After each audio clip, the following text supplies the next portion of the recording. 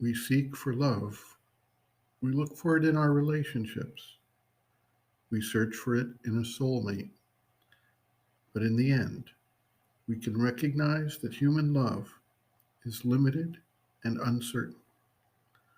There are examples of love that spans a lifetime, possibly multiple lifetimes. And there are countless tales of idealized love that overcomes all obstacles and remains true to the end. Yet, in the vast array of human lives, these relatively few examples are lost in the immensity of the situations that do not work out quite this way. Human love seems to be a first rung on the development of interaction that has the potential to go beyond the narrow limits of individual desire, craving, and lust.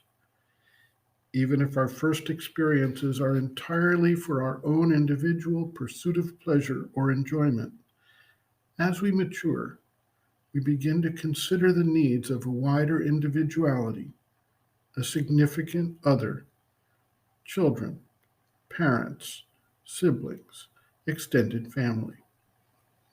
Eventually, we reach a point where we recognize that even the most expansive and selfless forms of human love are pale imitations of the greater forms of love that await our growth.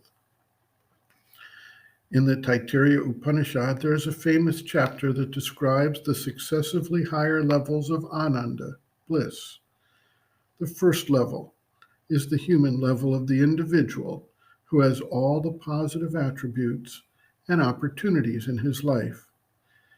Yet there are successive stages that provide bliss far more intense and powerful than the measure of one human being's bliss.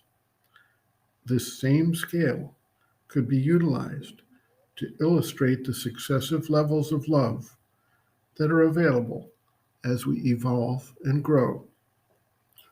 Sri Aurobindo briefly outlines the nature of psychic love, which removes the self-seeking and self-gratification elements from the expression. He then goes on to describe universal love, which encompasses all beings in the creation in an embrace that is not based in attachment and self-seeking. Thereafter, there is the pure love for the divine, which unites the being with the object of love in a complete and accepting way. Sri Aurobindo notes, quote, human love is mostly vital and physical with a mental support. It can take an unselfish, noble, and pure form and expression only if it is touched by the psychic. It is true, as you say, that it is more usually a mixture of ignorance, attachment, passion, and desire. But whatever it may be, one who wishes to reach the divine must not burden himself with human loves and attachments, for they form so many fetters and hamper his steps, turning him away besides from the concentration of his emotions on the one supreme object of love. There is such a thing as psychic love, pure without demand, sincere in self-giving, but it is not usually left pure in the attraction of human beings to one another. One must also be on one's guard against the profession of psychic love when one is doing sadhana, for that is most often a cloak and justification for yielding to a vital attraction or attachment. In yoga, friendship can remain, but attachment has to fall away, or any such engrossing affection as would keep one tied to the ordinary life and consciousness. One can have a psychic feeling of love for someone, a universal love for all creatures, but one has to give oneself only to the divine. The love of the sadhak should be for the divine. It is only when he has that fully that he can love others in the right way. There is a love in which the emotion is turned towards the divine in an increasing receptivity and growing union.